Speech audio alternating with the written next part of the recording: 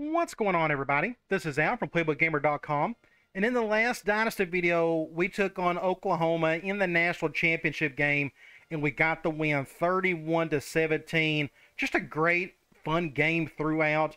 We was able to make just enough plays to get the win, and it was all because of B.J. Denard, our stud wide receiver. 7 receptions, 124 yards, and 2 touchdowns. Just kudos to him. Just a great game by him and by our team in general. This is our first national championship. So what we're going to do today is we're going to do a season recap. I'm just going to go through a scrub down of the season as a whole, kind of throughout the country. We're going to look at some stats, a bunch of good stuff. So the first thing I want to do is let's look at the bowl games and see who won and such. So we're going to start off here. We beat Oklahoma in the national title game, and unfortunately, this screen does not show you which bowl it is. Like, we can go ahead and back in and out. But this is the Alamo Bowl, Northwestern Toledo. I'm just going to go ahead and just scroll down the rest of these. Looks like Northwestern won that one 41-38. And you can always pause this video and you can check out some of these scores later on. Looks like Pitt over Georgia Tech. Then you got Louisiana Lafayette over Air Force. Louisville over Utah. Then you got USC over Texas Tech. That's probably the Holiday Bowl, if I had to guess, and it is. Good call, Al. Very entertaining game, apparently. Then you got Ohio State got upset by Miami of Ohio. That is absolutely hilarious. Cool to see that. Then you got Oregon over Illinois, 49-45. That looks like a very entertaining game. Then you got Houston over Wyoming. You have Virginia over Ole Miss in a tight one. You also have Tennessee barely getting by Wisconsin, 17-10, finishing the season 9-3. Go Vols. Then you go with Georgia over Baylor. Then you have Miami over Notre Dame. Now we're starting to see some bigger games. Then you got Auburn over Purdue. You also have Michigan over Virginia Tech. Michigan finished 9-3. They had a good start to the season. Then they lost a couple of games. Like you see their quarterback here, 315 yards and 5 touchdowns. Then you have Florida State and Texas, with Florida State getting the win. That looked like a very entertaining game. Top 10 matchup there. Then you have an even bigger one. This is West Virginia and Florida, with Florida getting the win. 11-2 starting with them. They're going to finish number 2 in the country, it appears. And that is it for the bowl games. These were all the big ones. You know, the Rose Bowl, the Fiesta Bowl, and the Sugar Bowl. Let's go and check out, let's just go through a bunch of things. Okay, so with in-season recruiting, we're done here. We got 2 commitments. We got the 5-star Brett Hunter.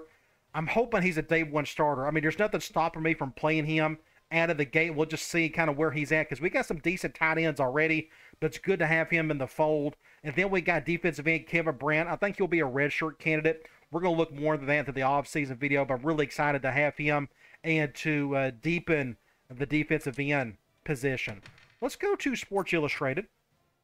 Top 25 polls. We can at least look at the top 10 or so. Arizona and Florida, USC, Oklahoma, Penn State. You just keep on going through here and see kind of who finished out. A lot of good winning records there. A bunch of 9-3s and 10-2s until you get down here. So there's your coaches poll. The media poll is going to look about the same way. Let's go to Heisman winner. We've already looked at this a couple of videos ago. Rhett Bomar is your Heisman Trophy winner, but he didn't finish well against us. Actually, I thought he played just fine. As you see here, 23-28, 252 yards. He actually done his job, but just wasn't enough to beat us. Let's go and look at the, we've already done the award winners. We've done that in a previous video, so I'm not going to look at that again. We looked at the All-Americans. Let's look, we've already done the bowl results. I wonder if this is a different screen than before. Looks like it is. I may start using this one going forward than what we just saw earlier. Just something for me to think about. Players of the week, what I will be doing is once we head into the regular season, I'm going to do a recap video of every week, and I'm going to get more detailed here. So, for example, in the past, what I've always done is do a National Player of the Week view. As you see right here, Cornelius Ingram is your Offensive Player of the Week, and then you got Miami of Ohio corner putting us some good numbers. But then what I will do is I will go to our conference and look at that as well. If you want me to, I can also go through every single one of the conferences every single week, and we can see those. And that's just, I'll figure out if I want to do that or not. That may be a little overkill, but at least I want to see our conference and see who does what, because I also want us to be very attentive to our conference in general. Let's go to final standings. This is just conference stuff. Here we are. What we can do is just go from here. Of course, we won the Pac-10. Let's go to the SEC. Florida ended up winning the SEC championship with Auburn. I guess that's who they probably played in the conference title game. Then you got Georgia, Tennessee. Of course, you got your divisions with Florida, and you got Auburn right there. Sun Belt, looks like the Florida Atlantic won that conference. The WAC, Fresno State, always. They're always got a good program. They got a good program today. NCAA, overall, of course, there's us and Oklahoma and so on and so forth. Let's go to the ACC. Miami and Florida State, but Florida State ended up winning that thing. I think Miami and Florida State are in the same division, if I'm not mistaken. No, they're not. They got them separated in this one. Florida State on one end, and then you got Miami on the other. I guess they played each other in the conference title game. You go to the Big Ten. Look at these. 5-3, 5-3, 5-3, 5-3, 5-3, 5-3. Please have more. 5-3, 4-4, 4-4. So I've never seen this before. We have 7 teams in one conference have the same record. Look at this. And the SEC may kind of be like this in real life this year. Look at that. 7 5-3 teams. So how do they decide who's going to win that thing? I guess they gave it to Michigan. Wow, really cool to see. Big 12, Oklahoma, and then Texas Tech, and then it's kind of a drub after that. You keep on going. We got, of course, here your divisions. Missouri, bad division here. Of course, we saw Nebraska actually get to that Big 12 title game, but the Big 12 South, that's where it's at. That's where all the good teams are at. Big East, West Virginia won that one by a couple of games. Cincinnati was right there, but you see some of these bigger records, not a whole lot of good stuff going on right there. Conference USA, Houston overall, if you look at the divisions, Marshall won the East with Houston winning the West. Independence, of course, there's no conference records here, but Notre Dame finished 8-5. The other 3 teams, not so much. The MAC, Bowling Green was the best here with Eastern Michigan, but you see Bowling Green won the East with Eastern Michigan winning the West. Then you have the Mountain West. Wyoming wins that. They have the conference record. I guess they beat UNLV in a head-to-head matchup. And there we are for our final standings. That was pretty cool to see. I think I like that good season recap. And we're going to look at those in the weekly recaps as well. Archive covers, we've seen a bunch of these throughout the remainder of the video, so I'm not going to really cover those. I don't know. It takes a little while for these to load up anyways, but it's really cool to see these covers if you ever want to go back and look at those. And it's really neat to see our players on those covers as well. Let's look at the stats. I want to pay attention to season stats more than anything else. We can go ahead and speed this up. Takes a little while to compile some things. We're going to look at the team, and then we will look at the overall. I just kind of want to see who the leaders are. We can look at the team stats as well in terms of the overall in the country. But here is our team specifically. Rhodes finished with 199 completions and 263 yards and 3,100 yards through the air, 25 touchdowns, and only 2 interceptions. Just an incredible stat line. As you see right here, yards per game, 260 yards close to it, 75% completion. That's just scheming right there, just kind of giving him some easy looks. But he's a good ball player. He's a good thrower of the ball. Average is good. The longest was 85. He only got sacked 5 times. And you got to see Burks do a little bit as well. 11 of 12. We were very efficient when he got to throw the ball, which it wasn't very much. You go to rushing. Going to be pretty much a long bonds. He ended up with almost 1,200 yards, 18 touchdowns. You see Smith with 600 yards and 5 touchdowns. Burks got his carries as well, got a couple of touchdowns. Ellis got 7, the true freshman. Denard got in there a couple of times. So what we can do here is I'm going to sort this. So there are your yard leaders. You got your average leaders. Of course, this is kind of skewed. You go to the touchdown, long bonds again with that. Then Ellis, and Smith, Rhodes, and Burks. We'll go over to our longest runs, 66 by Smith. I don't remember which play that was. Yards per game, though, pretty strong. We had a good, strong running attack all season.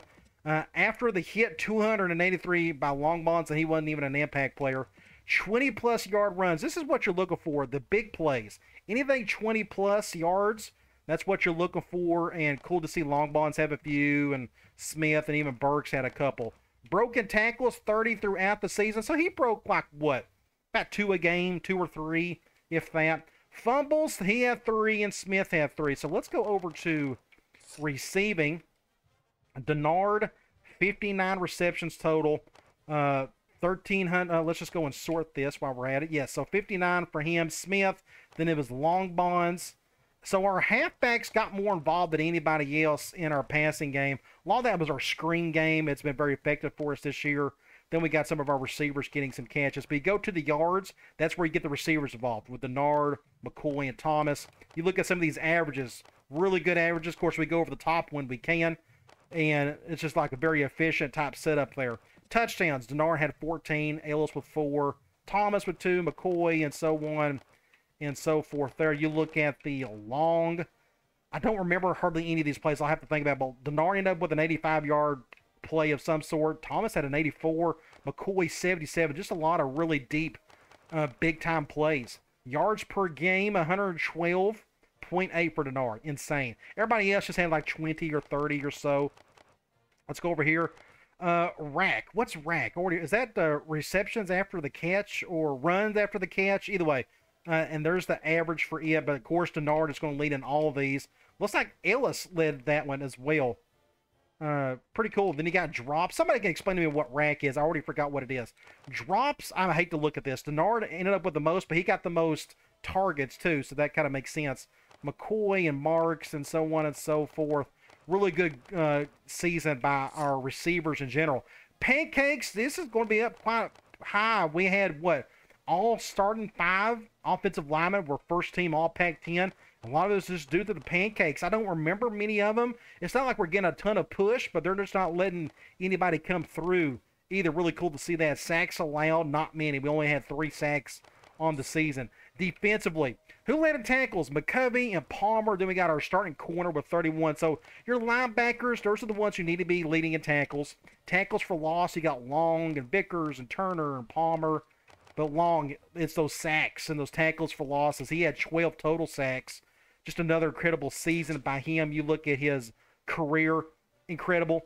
What we see right here, he may want to go pro early. I hope he doesn't. But we was able to get some other sacks from a bunch of other people as well. We bring everybody from everywhere.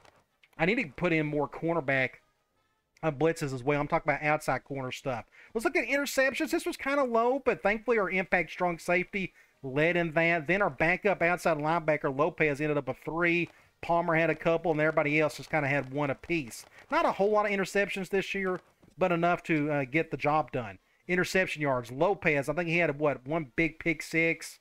Trying to think. I guess he just turned a lot of them back to the house. Tatum didn't get hardly any of them. It's kind of hard to turn one back if you're going to throw a deep ball and you pick it off. It's just a lot of work to be done there. Let's go over here. So there's your interception average, Lopez, and interception long again goes back to Lopez. Pass deflection's pretty good. McCovey done a good job here. A lot of that is me playing quarters, controlling him. Then you got the Loach and Singleton. Forced fumbles, Long led in that with 3. Then you got a fumble recovery. We had a handful of those. Looks like Palmer led in that category. Then we got fumble yards, Palmer blocks. We didn't have a single block. We didn't have a single safety. And we had a few defensive touchdowns. 2 by Lopez, 2 pick 6s. Livingston had a pick 6, it appears. Or that could have been a fumble recovery. I don't remember. And then McCovey had 1 as well. Kicking, not going to be a whole lot to see here. At Boone, he done everything for us. We only had 8 field goal attempts. That just shows you how good our offense was this year. We didn't have to kick many field goals. But 5 for 8, 62%. As long as it was a 47-yarder. Then you go to extra points. 100% on that one. Really good to see there. Then you can see some of his averages or his distance. Looks like we had several fairly deep, 30 to 39. So I've done a decent job there. Even had a couple 40 to 49 yarders and no 50-plus yarders. You go to punting. We only got 1 punter doing that job. Then we got with Gray, he had 452 yards punting. We didn't punt a whole lot, so these may be just really low numbers, as you see right here. Kick return, I wish we could have improved on this, but we just didn't have any luck whatsoever. You see the kick returns, don't see a whole lot. It's either McCoy or Thomas. Then you got yards, Thomas or McCoy. Then you got the averages about the same. The problem is we didn't get anywhere close to a touchdown return. Some seasons you do really well, other times not, but we just didn't get very good blocking as a whole, I felt like.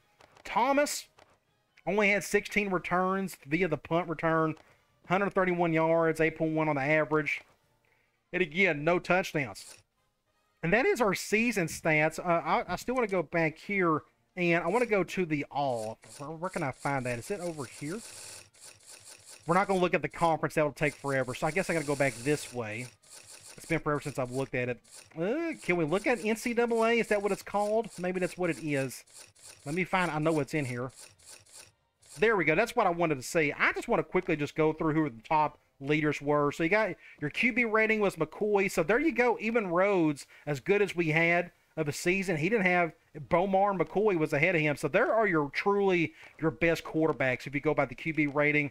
Completions, this is where you're going to get to the air raid and run and shoot guys. There's a Hawaii, Texas Tech, New Mexico State. Again, all air raid and run and shoot teams. The attempts is going to be the same way with these 3 or 4 guys. Yardage, Gronky, good to see him. Of course, we had a lot of fun with him in our Hawaii Dynasty a year or so ago. Actually, wasn't even that long. But we got a few quarterbacks get over 4,000 yards on the season. I'm going to come over here. Touchdowns, Graham Harrell, again, air raid. Interceptions, Ryan Perlew had the most interceptions on the season. I wonder how well their season went. I've already forgot. Yards per game, again, it's going to go back to these air raid and run and shoot guys. You look at the completion percentage, really good, but we still didn't get the top spot. Rhett Bomar did. Again, he had the best season of them all, but we just finished a little bit better than he did if you go by the team stuff. Average, again, Rhodes is right up there with the top with McCoy and Bomar. These are the big 3 who really put on the show this season. Long, a bunch of plays in the 90s and 80s and such. And you go to sacks. This is what's really good. This is what, I don't talk about this too often, but I feel like this is what separates me a little bit. You just got to put a lot of practice into this game to have such a low number. I just do a really good job of having pocket presence, staying away from sacks. It just takes time to get used to that. Your eye awareness, just in terms of just paying attention to what's going on in the pocket as your receivers are trying to gut out and get open and such. That's really cool to see that. Now, who was the worst? So probably Nebraska had a bad season. But look at this. Graham Harrell almost led that, but he had a good season as well. So I guess the more you throw, the more you'll probably get sacked. But either way, 5 sacks to only 54. If we had 54 sacks this year, then I definitely done something wrong. Rushing, let's look here. We have leaders. I'm going to go all the way over here. Attempts was Clanton. They just like to run the ball a whole lot in Northern Illinois, then West Virginia, Maryland, so on and so forth. You look at the yards in total, really good for Auburn. They just must decide to, hey, let's just run the ball all season. That's what they did. Averages look pretty good. I don't know, would we have? I know some of these would show our, like, I'm pretty sure we just looked at it. Long Bonds had like a pretty high average, so he's not even on this list. There's Long Bonds right there, so I'll take that back. See, you see right here, he's got an 8.6 average, but when you go here, it doesn't even show him. I don't know if that's just like a glitch in the game. Either way, there you got your touchdowns. So I may be wasting my time kind of showing you all of this. So probably what I'll do, since there's not going to show all of our stats, I'm just going to quickly just go through something like this, and you just kind of see them. Again, I don't want to be here forever, you looking at all this. I'll get better at this in time. But let's go to receiving. Receptions, you look at the total yardage. Again, it's going to be a bunch of air raid and run and shoot guys. The averages, well, at least they showed Denard right there. That's good to see. So he led the country in average yardage. So I guess, I don't really remember throwing a ton of deep balls to him either, but he was so good after the catch. Those out routes, you know, breaking free, breaking a tackle, so on and so forth. Really cool to see that. Looks like Toledo had one receiver get 21 receiving touchdowns. That's incredible. You go to long, just a bunch of guys getting really long receptions there. Yards per game. Again, air raid and such. There's, again, run and shoot. The rank. Let's go to drops. So there's some players that just dropped a whole lot. Of course, the leaders are going to be your freshmen and such. Blocking. Let's go to who led in pancakes. Wow, 49. Best offensive lineman. That's why he won it, because he led in pancakes. Then you go to sacks allowed. He didn't have that many either, but I wonder who led the most. This kid from BYU, again, a freshman. That makes complete sense seeing that. Defensively, look at this. One guy had over 100 tackles. Tackles for loss. Looks like a cow. corner or middle linebacker led that one. Sacks, cool to see Long right there. I didn't know he was right up there with the rest of them, but he was one off from leading that, or at least tying for the lead. Interceptions, 6, which I guess is a really high number for anybody in this game. Again, it's been so long since I've looked at this, the season stats stuff. But interception yards, Lopez led in that, and he only had 3 interceptions. We must have had just some really long pick sixes. I just don't remember any of them. Interception averages, that's pretty good. Interception long, Lopez still leads in that. Pass deflections, some really good defenders here. Forced fumbles, not bad by some of these players. I'm really focusing on just kind of see if we're in the top 5. I could go through here and go through every single one of these, but that would just take forever. I don't think anybody wants to see that. But look at the fumble yardage and the blocks. Wow, some of these guys had multiple blocks in a season. Safeties, we had a handful of safeties out there, not many. A bunch of players were getting like 1 apiece. I'd like to see us get a safety once. Defensive touchdowns, Lopez, only 2. So, wow, he led in that. That's just interesting to see. And that is it for defensive kicking. We can look at, how about the made? How about that? Let's look at the made. Looks like ECU had to kick a lot of field goals this year. Keep on going.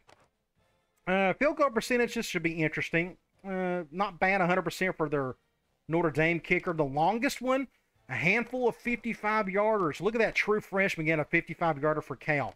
A bunch of field goal blocks. No, just about 1 apiece for most of these players. And it's impossible to block a field goal if you're playing in a game yourself. Let's go to extra points made. Of course, your high-powered offenses are going to lead this, and it makes sense. There's Oklahoma, and then there's Arizona. You go to attempts. Same here. It's just whoever attempts the most extra points is probably going to score a whole lot more. And let's go over to, I want to see this, the 50-plus right here. Yeah, so junior kicker, he had 6 50-plus yard field goals. That's very impressive. MTSU and ECU and Indiana, a lot of teams who probably didn't have a good season because they had to kick a bunch of field goals. Kickoffs and such, I don't know if any of that's really important. Same with punting. Your averages, Robinson out of Oregon had a pretty good season. That's a really good average. Net yardage, just kind of skimming through here. Touchbacks. Those are you actually don't want hardly any of those if you can help it. Block punt and kick return. I'm just curious. I'm going to go to yardage. San Diego State player. Look at that. He had 1,300 yards. Either that or their defense is so bad that he just had a lot of opportunities to return it, if that makes sense. Kansas guy had a pretty good average. Looks like Arian Foster for Tennessee was up there as well, which is kind of funny seeing him doing kickoff return stuff since he's not the fastest guy in the world. Longest, wow, look at a 104-yard kick return for a touchdown. But nobody had multiple kick returns for a touchdown. Not a single one. Punt return, what about here? Let's go to yards. Alex Suber for Middle Tennessee State led in that. Averages, Wisconsin, halfback. The longest was a 97-yarder. Wow, that's very rare to be that far back on the field and go all the way to the house for 6 points. There were a handful of guys with touchdowns. Texas Tech, Iowa State, and a Bowling Green player. And that is it for the season. What I would like to do is look at team stats. I find this very interesting. Total yards, again, this is your best offenses. Oklahoma, Bowling Green, San Diego State, Miami, Auburn. Where are we? I figure, did I miss it already? I don't think I did. Let's go and check. We may be somewhere else. I don't know. I figure maybe because we're running on 5-minute quarters, we are not on this list. I'm just kind of curious. I don't see us anywhere. They just must not have us on there. So I don't know if I should be looking at these because it's kind of skewed because we're not even on the list. And I know we had a really good season offensively, yet we're not anywhere to be found. That is just really weird. So I'm going to go, what about total offense? If I can get to it. It's kind of slow. Bowling Green, so like, again, passing yards. Texas Tech won that. You go to rushing yards. See, there we are. Here, so we had 6,000 total yards. Yet for whatever reason, did they just not show it, or was I just impatient? No, I was just impatient. We are down here. It's going to take forever. It's just really slow for whatever reason. Let's just keep on going. These stats, I guess it just clogs up. That's something for me to think about in a future recap and such. I'm not going to go over season stats for every single team and whatnot. We'll just do it for our own team and all the weekly stuff. I'm going to look at the points per game. There we are right there with Oklahoma. That's what really matters. It's the percentage. It's the averages and whatnot. And we've done a really good job there. Passing touchdowns, we didn't come close to that. Rushing touchdowns, I bet we've done really well. We had 9 more rushing touchdowns than anybody else. And we're just a balanced offense. And you go to first downs, we came kind of close there. Sacks allowed. Again, it's just a big deal if you can avoid the sacks. Let's go over to defense. I'm going to come over here if it'll let me. Again, it's pretty slow. So, defensively, this is kind of skewed. You got to remember, we're playing on 5-minute quarters, so I don't hold these in too high regard. It's good to see us lead this. I mean, we also appear to have led in passing yardage. We also led in rushing yardage. Or no, we didn't lead in rushing yardage, but we kind of came close. Points per game, our defense was incredible. But again, 5-minute quarters is kind of skewed. Keep on going. Sacks. Oklahoma had the most. Fumble, let's look at interceptions. 21 for Virginia Tech. Fumble recovery, Oklahoma. Again, let's go to, is there something else? Efficiency. Interesting. Let's go look at third down conversions.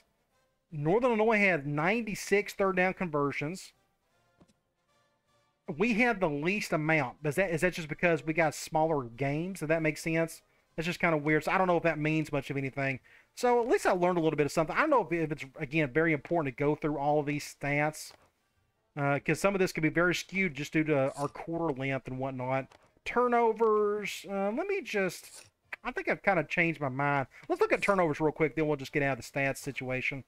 Let's go over here if I can get to it. I want to look at interceptions thrown. This should be interesting. So Marshall threw a lot of picks. LSU, Tulsa. You look at some of these records, not very good. Don't turn the ball over. You're going to have bad records, you know. Go to fumbles lost. You go here, 3-8, 2-9. Wow. USC had 17 fumbles lost, but they still went 11-1. That's kind of rare. The rest of these teams are, you know, playing bad. Giveaways. This is really good. We don't turn the ball over very often. Teams like Duke and LSU did. That's why LSU went 5-7. They turned the ball over way too much. Defensive interceptions. Is there such thing as an offensive interception? Virginia Tech led in that one. Fumble recovery. Oklahoma led in that one. Could we ever get up there ourselves? I don't know, again, because our quarter length may be a little too short, but I'm not going to change that. Takeaways. Virginia Tech led in that one. Turnover differential. 14 for us. That's good. You want to be in the top 5 in that category. So those are the stats. We got stat rankings. Yes, this should be pretty simple to go through. I want to go, is it going to show, it's just by team in it. Let's just look at our team. So offense, this is what I need to probably pay attention to instead of those team stats. But here you go, just a really good high numbers across the board. We didn't do a very good job on red zone field goals, but I guess that's okay not to be good at that. We didn't do a very good job on passing touchdowns. This is something I'm kind of thinking about for my next Dynasty. Want to get back to passing a lot more than what we have been. Do some more difficult stuff there. And you look at our conference rank. Let's go to defense. Really good across the board. We didn't have as many sacks. Looks like our fumble recovery wasn't all that great, but everything else nationally was really good. I'm not really paying attention to the conference. If you're doing really good nationally, you're probably doing really good in the conference as well. Efficiency. Again, this is all skewed. Our third down conversions, we didn't have enough of them. Dead last in the country, but we all know this is what really matters. The percentage. This is what you're going for right there. Fourth down percentage, 100%. And it looks like we went for it on fourth down 5 times. 2-point conversion. Again, I'm not going to hold these in too much in high regard. Penalties, we done good there. That's awesome. But guess what? We just don't have a ton of penalties in our games. So that's just something to think about. Let's go to turnovers. Interceptions thrown. We were excellent in that department. Looks like we're really good on a lot of these departments. This is going to be really fun to look at each season in my future dynasties, seeing some of this stuff. All right, really cool. Let's go to rosters. What I want to show here is we're going to talk about our seniors. No, we're actually going to do that at the beginning of the off-season video because we got to talk about what we need, recruiting and such. But what I want to look at is player progression. Are they going to show that here? Looks like they do not show that in the off season or at the end of the season. You say there's no positives anywhere. So I guess there's really nothing to see here. So I'm going to avoid that altogether. We're going to pay attention to this, or I should say we're going to look at this more. I probably need to look at this more before the bowl game. That's probably when those positives will go up and such. So, okay, I'll learn something there. So we're going to look at this at the beginning of the next video when we do some scouting of our own team for recruiting. So I hope you enjoyed this recap. I can't think of anything else to look at. It's just something simple to put together. I want to do this on a weekly basis for every single game. It's going to be a little bit shorter than what you're seeing here. This is more of a season recap. But I just want to lengthen our dynasty more, get a more engagement, just in terms of you guys learning more about what's going on in the dynasty other than just what's going on with our team. So I hope you enjoyed this, and I'm looking forward to our next video, which is the off-season video. All right, guys. I'll talk to you later.